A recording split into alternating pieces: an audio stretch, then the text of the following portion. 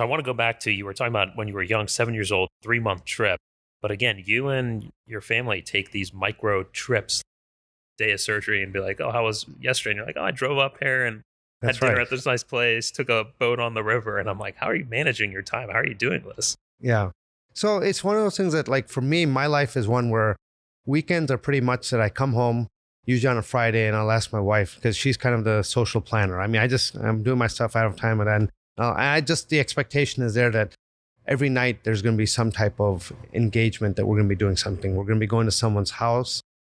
Usually there may be a group of maybe last night I flew in from New York, and then that evening we basically had about 7 or 8 families that were gotten together for dinner, basically. So we stayed up and basically ate with them. Then we come to this. As soon as I'm done here, I've got another thing at lunchtime where I've got another 6, 7 different families that we're getting together. So we tend to be very social from that standpoint. But it's one of those things that my wife fortunately can plan all that stuff out. So I know that on weekends, I mean, we're going to be doing all of that. And then we just love doing activities. I mean, I just quickly go over just in the next couple of weeks. I've got a trip to Amsterdam planned. Then I'm going to Kashmir in India overall.